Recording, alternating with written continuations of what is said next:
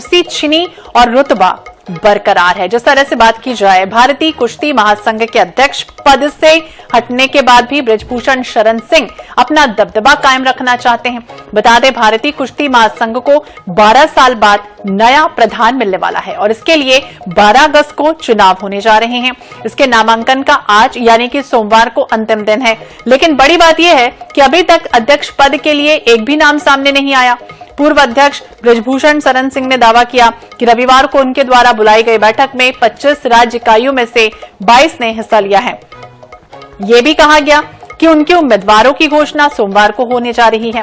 बता दें आपको, ब्रजभूषण शरण सिंह के खिलाफ ओलंपिक पदक विजेता बजरंग पुनिया और साक्षी मलिक और एशियाई खेलों के स्वर्ण पदक विजेता विनेश फोगाट सहित 6 शीर्ष पहलवानों ने यौन उत्पीड़न के आरोप लगाए थे।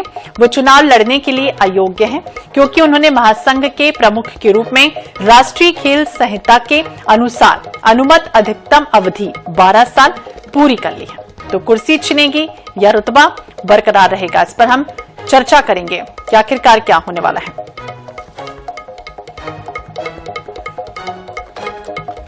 राष्ट्रीय प्रवक्ता बीजेपी के मुकेश त्यागी जी हमारे साथ जुड़ गए हैं। मुकेश जी, बहुत बहुत स्वागत है आपका INS 24/7 पर।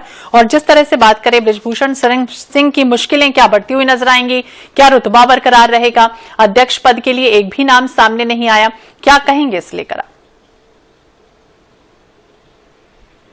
नमस्कार जी। देखिए, ऐसा है, ब्रजभूषण शरण सिंह जो है वो तो अब जो है 12 साल उनका कार्यकाल समाप्त हो चुका है और जो इस कोर्ट के हिसाब से वो अब चुनाव के लिए क्वालिफाइड नहीं है। और जहां तक हमारे खेल मंत्री श्री अनुराग ठाकुर जी ने बिल्कुल सार्वजनिक रूप से ये डिक्लेयर किया है कि इनके किसी भी रिश्तेदार को या इनके पुत्र को या इनके सन इन लॉ को कहीं चुनाव लड़ने की अनुमति नहीं होगी। तो ये एक बहुत ही निष्पक्ष चुनाव होगा जिसमें किसी भी प्रकार का इंटरफेरेंस नहीं होगा। चुनाव अपने स्वच्छंद रूप से इलेक्ट करेगा और जो भी उसके लिए इलेक्शन होगा तो 12 अगस्त को पता लगेगा। लेकिन अभी तक नामांकन नहीं आया, उसका क्या वजह है, मैं इसके बारे में मुझे अभी पूरी जानकारी नहीं है।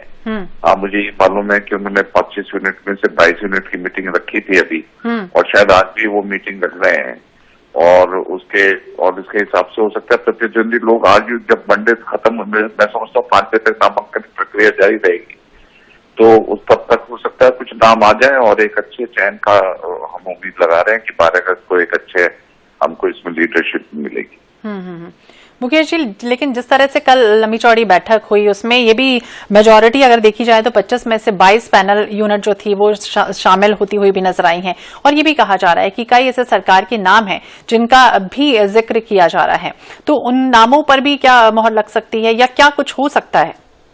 देखिए, तो चुनाव की प्रक्रिया है, इसके अंदर जो भी आएगा, मान लीजिए कोई नहीं आता है या नॉमिनेशन, या तो इलेक्शन को दोबारा से नॉमिनेशन की डेट एक्सटेंड करेंगे जो इलेक्शन ऑफिसर है कि अगर कोई भी नॉमिनेशन नहीं आता और अगर नॉमिनेशन आता है तो या तो अनोपोज इलेक्शन जीतेंगे या प्रतिद्वंदी ग्रुप से वो भी, उनकी भी मीटिंग चल रही है, अगर आपको जानकारी होगी, वो भी अपनी मीटिंग समांतर रूप से कर रहे हैं।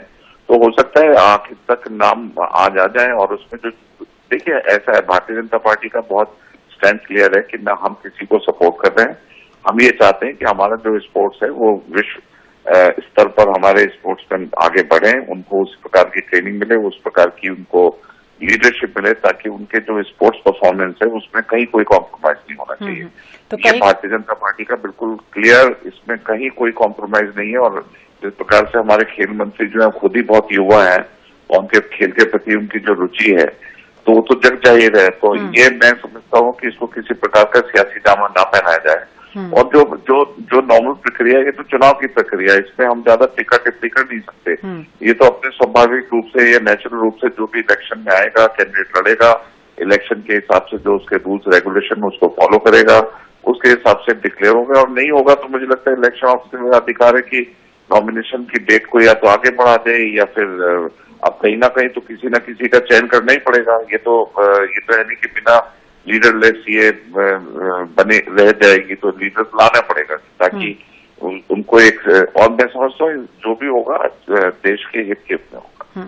तो जो भी होगा देश के हित के लिए होगा। नॉमिनेशन है और इलेक्शन के लिए बेहद खास दिन भी कहा जा रहा है। मुकेश जी, ये भी आपसे समझना चाहेंगे, क्या उनके हिसाब से कोई ऐसा उम्मीदवार आ सकता है?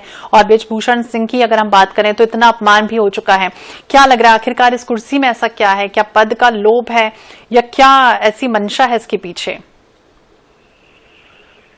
अब ये तो देखिए व्यक्तिगत महत्वाकांक्षी लोग होते हैं, लेकिन मैं समझता नहीं हूँ कि इसमें पद का लोभ होना चाहिए। इसमें सिर्फ लोभ एक ही होना चाहिए कि किस प्रकार से हमारे जो खिलाड़ी हैं उनका परफॉर्मेंस हमारे पूरे, क्योंकि आप वहां पर परफॉर्मेंस दिखती है, वहां पे कोई पॉलिटिक्स नहीं दिखती। आपको कैसा तैयार किया गया, आपको किस प्रकार की ट्रेनिंग के तमाम मॉडर्न इक्विपमेंट्स दिए गए ताकि आपको कहीं आपकी परफॉर्मेंस पर कहीं इम्पैक्ट ना आए। तो हमारा तो जो एक केंद्र बिंदु है परफॉर्मेंस परफॉर्मेंस परफॉर्मेंस, और उसमें हम कोई पॉलिटिक्स ना पसंद करेंगे।